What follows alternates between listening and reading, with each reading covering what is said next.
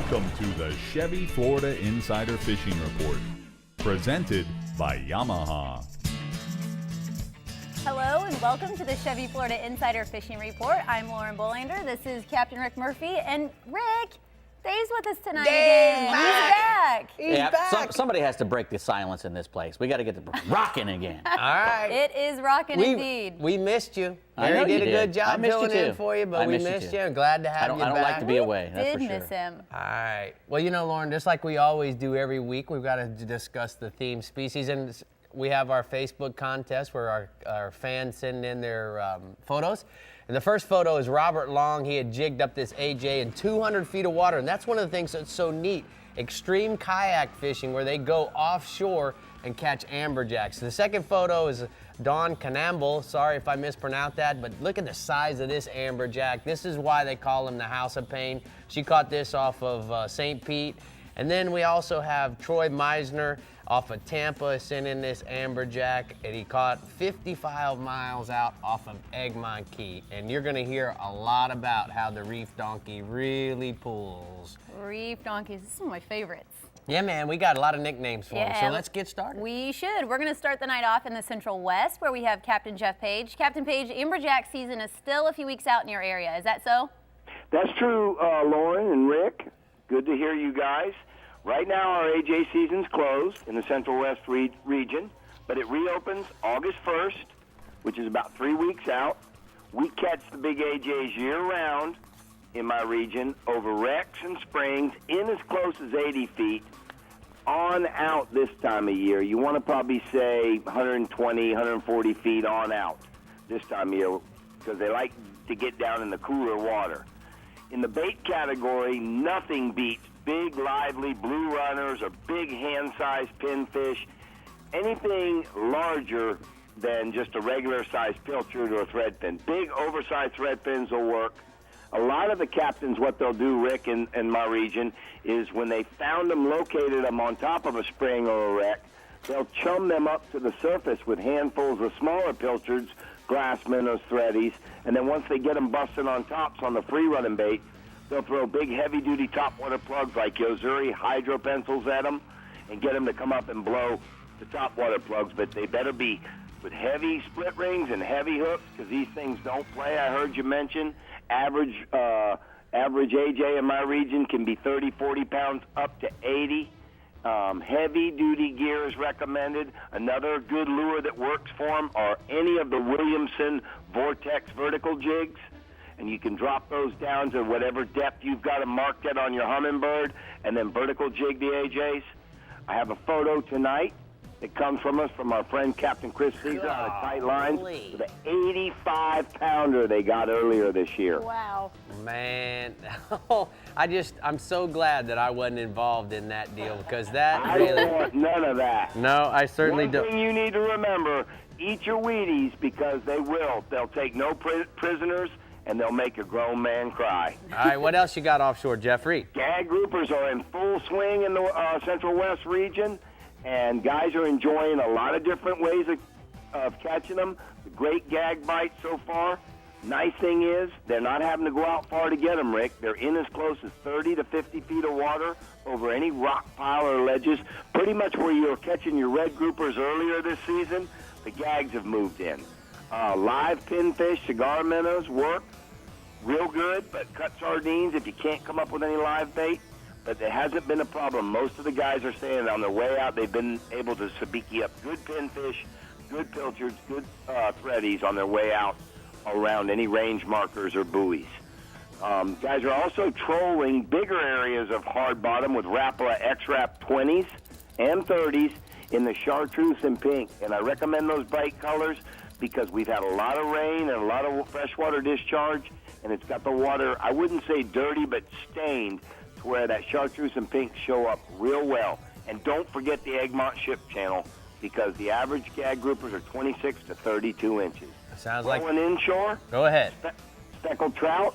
Now that we're in full summer condition with the rains and the stained water and all the small hatch baits sizzling on the flats, look for the fish holding in those big sizzling bait schools. Your bigger trout are going to be early in the morning on topwater plugs, say daylight till about 8 o'clock. After that, you're going to want to get down below the surface with any type of subsurface lure or soft plastic. To the south, Cape Hayes Point, Devilfish Key grass flats down in Charlotte Harbor work real well. And up towards the north, the middle grounds are the bulkhead flats.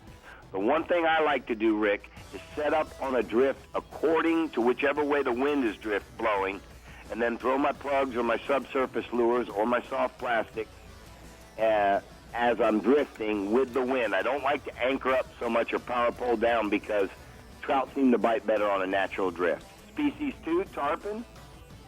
Although there's still lots of tarpon to catch along the beaches, we got 2 today. The bay is starting to yield some nice early morning tarpon action on DOA bait busters and as well as on the new Rapala scatter wraps in the minnow pattern. Look for the fish feeding on the same hatch bait that the speckled trout are.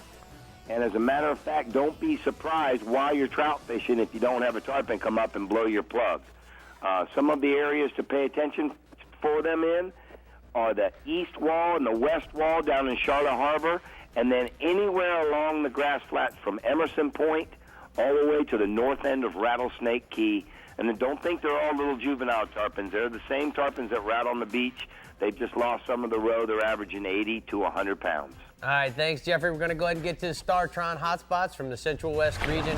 Captain Jeffrey says inshore, snook and trout. Fish the dock lights and bridges from Stickney Point south to Stump Pass with Freeline Select Shrimp or a 1/4 ounce DOA Glow Shrimp at night for nice snook and specks. And then offshore, gag groupers troll Rapala X-Rap 20s or 30s over hard bottom and ledges in 30 to 50 feet of water, Lauren. All right, Rick, now it's time for us to head east. Captain Mike Holliday, tell us what you will about the reef donkeys. Hey, you know what? This time of year, the reef donkeys, the house of pain for those guys are on the wrecks in anywhere from 60 to 280 feet of water. And the rule of thumb is the deeper you go, the larger the fish. Some of the better places to target the Amberjack are the Mullifin, the Ken M wrecks, the Wickstrom, the Rankum wrecks, even the David T. and the Drager wrecks. Make a drift over the wreck, mark the fish so you know where their location is, where their depth is, and set up the drift and just start, up current and slowly work your baits into the strike zone. Amberjacks aren't picky feeders. They like just about any bait with live mullet, a big live mullet, a thread fin, the biggest you can get, cigar minnows, Spanish sardines. Those are their favorites. For the big fish, a big old blue runner or a big goggle eye or even a big 1-pound pogey, you'll get the job done. Don't overlook the value of jigging spoons. Like a Williamson speed jig. Drop that jigging spoon below the school, work it back to the surface with quick pumps of the rod, and you'll be lucky to get 10 feet above the school before being lunched. Average Amberjack in my region, 10 to 25 pounds. Not as big as in Jeff region, but we do get fish to 90 pounds on the deeper wrecks and reefs. All right, what else you got offshore? Well, the snapper bites really picked up. Even with a swell this week, dirtying up the water a bit. The best stuff seems to be off Palm Beach County from the Loran Tower Ledge off Hope Sound, south to the Lake Worth Pier. Better concentrations of fish in anywhere from 65 to 90 feet of water. There's also been a good showing of mangrove snapper off St. Lucie County in 75 feet of water, and some smaller mutton snapper are starting to show up on the sand pile off St. Lucie Inlet, with the best bite taking place right at dusk all the way to about 10 o'clock at night. And for snapper, 15 to 30-pound tackle, a 40-pound fluorocarbon leader, and anywhere from a 2.0 to 4.0 VMC circle hook, depending on the size of the bait. You can also fish that Palm Beach triple hook kingfish rig with a weight up close to the hooks. And, live or dead cigar minnows, Spanish sardines, pilchards, those are the top snapper baits this time of the year. But a finger mullet or a pinfish or a ballyhoo bug, even those Williamson speed jigs will all catch fish. Average snapper right now, 3 to 8 pounds in my region. All right, let's go inshore, Mike. Well, there's 2 keys to catching sea trout right now. Be on the water at dawn to avoid the summer heat and find the clean water. They're dumping a lot of water out of the St. Lucie River. A portion of that water is flowing north into the Indian River and really pushing the sea trout further north up the river. So, start at the south end of Herman's Bay in St. Lucie County, work your way north on the east side of the Indian River all the way up to Bear Point. I talked to Captain Greg Snyder. He's been fishing that area all week and targeting trout on the edges of the mullet schools. And since the trout are feeding on 6 to 8 inch mullet, you want to throw topwater plugs in that black and silver or green and silver color, or work soft plastics, like a 3.5 inch dye dapper in that waterboard color. or a 4-inch chicken on the chain sea shad. Just throw them to the edges of the bait schools and work them on out. You'll also find trout up on the spoil bars right at dawn, particularly around those sizzling bait pods that Jeff was talking about. Juvenile pilchers that are ringing on top. A lot of the trout have been big. Average fish are 2 to 5 pounds. Now, the other thing we were doing a promotion this weekend at Daytona International Speedway, and I met some of our fans that have been fishing the spillways in Palm Beach County, and they had pictures of them from last week of 3 fish over 30 pounds they caught, along with all the 15 to 25-pound fish you'd care to pull on. The location didn't seem to matter. Pick a spillway, and don't overlook the C23 and the C24 spillways in Taylor Creek in St. Lucie County. And the key here seems to be all the rainfall that we've had and all the water that's flowing over the floodgates. If the gates are open, the snook are feeding. There's a few tarpon in the mix as well. The toughest part about spillway fishing is getting the bait. Live mullet, tilapia, shad, even a live shiner will work over there. And you can throw big swimming plugs or soft plastics like a 5-inch dye dapper in that shad color. And the real key, cast the baits up towards the moving water, reeling back slowly in the direction of the flowing water. And remember, snook season's closed, so please handle these fish with care. Take a quick photo, release them to be caught another day. I got a photo there. That's one of the guys that worked for Guy Harvey. That's Gene Heelan and his son Jason. They caught that monster snook at one of the Palm Beach County spillways off the Ermine River. So if you know where that is, you know where to go. They were fishing live shads free-lined in the current at dark. All right, Mike, like we always talk about bass fishing, hey, the fresh waters help the snook fishing. What about the bass? Has it hurt it? Man, it's on fire. Even the high water levels of Lake Tahoe and Kissimmee Chain are producing good numbers of bass, particularly early in the day when the fish are schooled up and busting baits on the surface. That watermelon, red glitter, bass assassin dye dapper, or trick worm, you fish them weightless around the pads and the grass mats, and you get fish up to 5 pounds. Look for busting fish on the surface and north end of Lake Tahoe, and just about anywhere you can find running water on the northeast side of Kissimmee are holding a lot of fish right now. The biggest fish are coming early as well, mostly on shiners, but also on topwater plugs, fish along the edges of the hydrillas.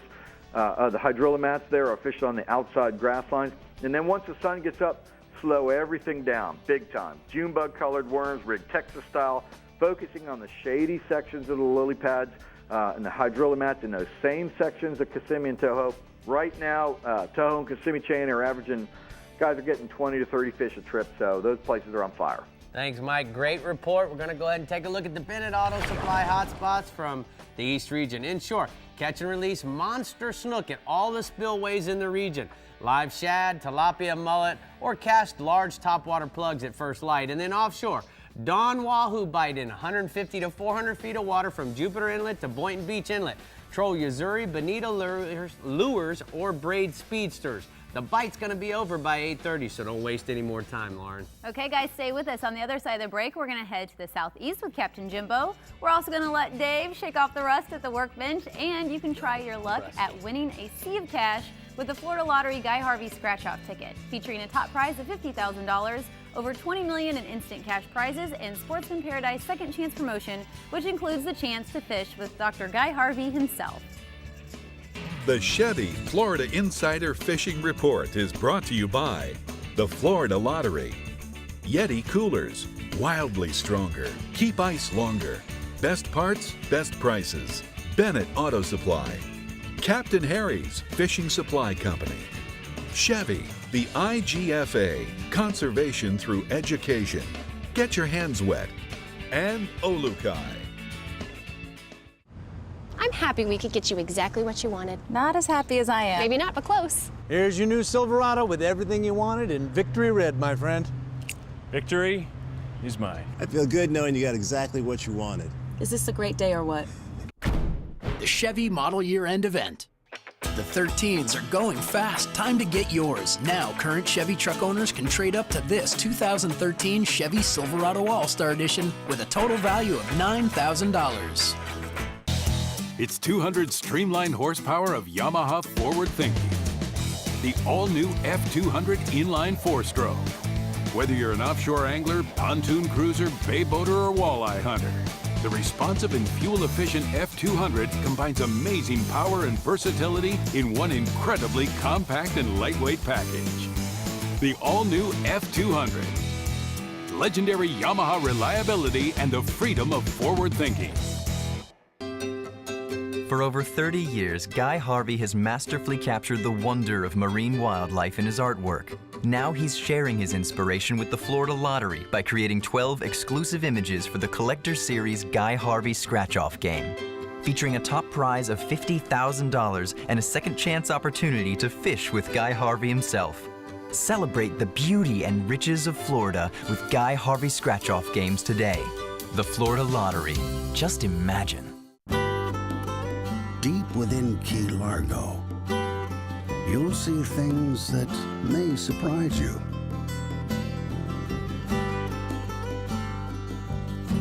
From the unspoiled wilderness of the Florida Everglades to the tranquility of John Pennekamp State Park. Look below the surface and you'll find more depth in Key Largo.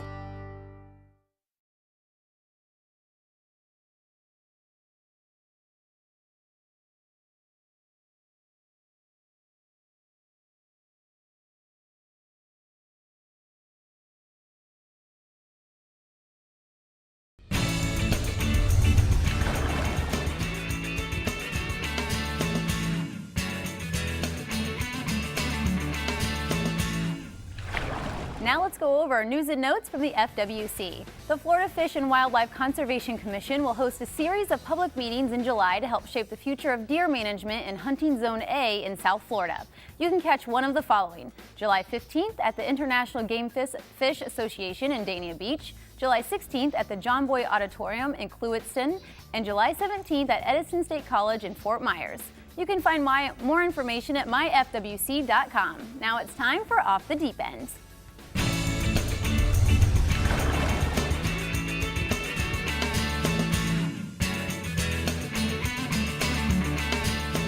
You know, Dave, I missed you over here at the Jägermeister workbench. I was at the John Boy Auditorium.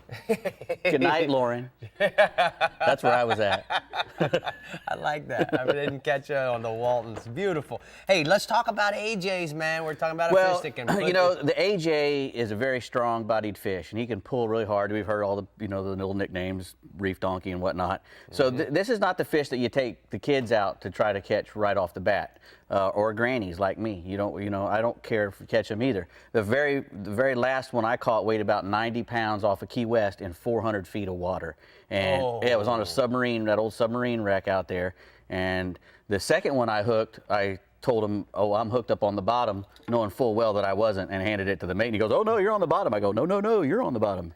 And it went back and forth, and I didn't want to have anything more to do with him. We caught, that was back before the commercial guys really hit him hard, and there for a while, it was easy to catch 100-pound amberjacks. Right. Now they're a little harder to catch them that big. They do get up to 180 pounds, though, in Florida waters. So you can catch a great big one if you get lucky. And that's going to be a female. All the female fish get great big. They're the ones that get bigger. They can live up to like 15 years. The males rarely exceed 5 years and probably 50 or 60 pounds. They don't get as big.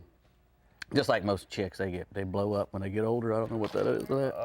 But anyway, if you're going to be fishing for these things, you're going to catch quite a few of them on the bottom, right.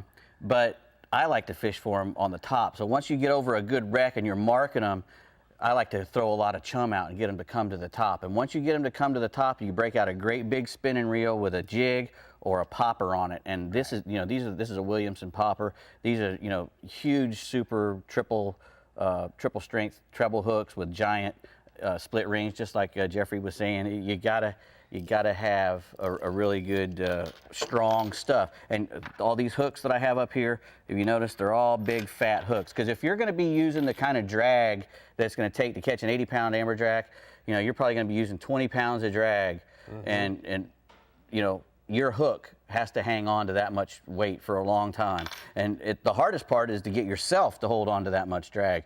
Most people can't hold that much drag. So you're gonna, a good fiberglass spinning rod, for once they get up close to the top of the water, is the perfect way to go, because you got to be able to cast your plugs and your jigs. I like to also, use the big, heavy benthos jigs from Williamson or Shimano. That's a little wax wing jig for when they're closer to Shimano, for when they're closer up to the surface. Also, usually if you're not looking for amberjacks, your first idea that there's amberjacks around or when you're reeling up a small bottom fish and it gets eaten. Right. And that's usually your first clue. Okay, there's amberjacks here. And if you're going to be using a live bait, or a big dead bait, I like to use a big ladyfish on a jig head. If you're really trying to catch amberjacks, and so you just take that big hook up. Put a big hookup jig, any jig actually, but put it right through his head. Actually, I would have put it back further, but just tear him all to pieces. Oh boy. Well, put it right. Woo, that hurt. Put it through the top of his head. Anyway. He's out of practice. Exactly. But that thing flopping around down there on a jig, something's going to pile on it just like a live bait. And if you want to use a big pin fish for a live bait, you use a circle hook. Right. Especially because, these fish have great big mouths. They're not that great to eat. A lot of people will argue with me and tell me, oh, they're great to eat. And if you grill them right when you catch them, they're fairly decent to eat. You got to make sure you get all the worms out near the tail section.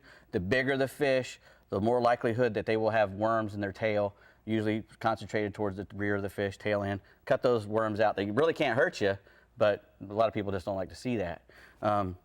They're really good on the grill. They're really great smoked, and they make really good dip. I like amberjack as fish dip better than anything, better than grilled or anything else. Well, you can go ahead and wash your hands. No. Right. Oh, God. Lauren, when Lauren auditioned I think that's feral blood you got on you. When Lauren auditioned for this job, we talked about amberjacks, and she got all the questions right. Right, Lauren? Isn't that right? Because it was A. Because it was A in the dictionary. Amberjack, first fish she saw. No, that's not it. You guys get over it. All right, now let's turn to the southeast region with Captain Jimbo Thomas. Jimbo, there are not a ton of amberjacks hanging around your neighborhood this time of year, huh? Nah, there's not too many AJs around our area this time of the year. You might get lucky and you could find one around one of the deeper wrecks. But if you drop a live bait down on one of the wrecks in March, April, or May, there's a pretty good chance that an AJ will eat it. What you want to do is get over any of the wrecks in the region in 150 to 300 foot of water, and you watch the fish finder. Any marks around the structure will most likely be amberjacks. Then go up current and drop a big blue runner, pinfish, or goggle eye. A big bait's going to get their attention. We like to use 30 to 50 pound tackle with a long 80 pound monofilament leader and a 9/0 to 13/0 circle hook, and then you want to put enough weight on there to hit bottom. When you hook your bait on, hook them through the lips so it won't spin on the way down, because you got a long ways to go on most of these wrecks. Otherwise, it'll tangle up the leader. What I like to do is I hit bottom, up current of the wreck, and then reel up high enough so we don't snag the structure as we drift over it. And when the current's moving really good, the fish won't necessarily be on top of the wreck, so don't be afraid to make a long drift back behind the wreck. AJs also love to eat butterfly and big bucktail jig, and they will usually pick those up on the way down. So if you're dropping down and your jig stops, a good chance an amberjack picked it up. They usually don't waste any time biting, so if you make a couple of drifts over the wreck and you don't get any bites, move on to the next spot until you find the fish. The average size is 30 to 50 pounds, and typically when I drop on a wreck, I'm trying to catch a grouper or a snapper, but more often than not, we end up with a big amberjack. Here, I got a picture here, and this is what happens when a big bull shark finds your amberjack as you're reeling them up. It's not uncommon to get them bit like that. Wow, that's one bite, so that was one heck of a shark. Yeah, it was. Ouch. For sure. All right, Jimbo, what else you got offshore? All right, well, we got some sailfish. With all this wind that we've had in the last week, the few boats that have made it out have stayed along the edge, and they've had good action with sailfish. We usually don't target sails. We usually target sails in the wintertime, but whenever there's good blue water and north current, regardless of the time of year, the sails are usually going to bite. There's been no shortage of bait off government cut in the Miami area, so we've been loading up on threadfin herring, heading out to 120 to 300 feet of water, and we've been putting the kites up. And if there's an obvious color change or rip, set up on the clean water side of it. Otherwise, fish of varying depth. Listen to all of the guys talking on the radio, see if you can locate the depth that those fish are coming through in. Now, moving inshore, the catch and release snook fishing has been as good as it gets in and around all of the inlets of the region. Fish have been biting on any tide, but with the east wind that we've had, the seas on the incoming tide are going to be much calmer, especially around those inlets. Live herrings, pilchards, and pinfish drifted near the bottom on a 50-pound fluorocarbon leader and a 5/0 circle hook is going to get the most bites. If the water's clear, the best bite is going to be in the evening, and when it's murky like it has been, they've been biting throughout the day. I've been talking to Captain Bouncer Smith. He's been fishing government cut with live herring and pinfish. He's been catching snook up to 20 pounds for his clients. And then, staying inshore, there's still lots of sea trout in Biscayne Bay. There have been some in the south end of the bay inside of Key Biscayne, and then off Gables by the Sea, north to Mercy Hospital. And then in the north end of the bay, from Venetian Causeway north to Holliver Inlet. Small live pilchards and herrings fished under a Cajun Thunder is what most of these trout are being caught on, along with hookup or Bass Assassin jig heads with the Trigger X or Gulp shrimp. If you can find any schools of small bait fish or mudding mullet, that's where those trout are going to be. Been talking with Captain Alan Sherman. He's been fishing in the north end of Biscayne Bay. He's been finding trout up to 4 pounds. And he says that his best fishing has been under birds that have been working on top of the grass flats. He assumed there was bait there, but he hasn't been seeing any obvious signs of the bait under the birds. So he's not sure if the birds are working over the trout or maybe just over schools of small glass minnows he can't see. All right, thank you, Jimbo. Good report from the Southeast region. Now we're going to go ahead and take a look at the sports grills. Hot spots from the Southeast region. Inshore, fish mullet, threadfins, or pilchards on the incoming tide in all the inlets. And try to free line or belly hook any one of those live baits methods for catch and release, big snook action, Lauren. And then offshore, kite fish the edge of 120 to 180 feet of water. Use goggle eyes for bait for a mixed bag of sails, kings, and big dorados. Big Dorados. Okay, when we return, we're going to check in with the Florida Keys and the Northwest regions. And remember to check out our website, like us on Facebook, and follow us on Twitter at Chevy FIFR TV. There's plenty more to come on the Chevy Florida Insider Fishing Report.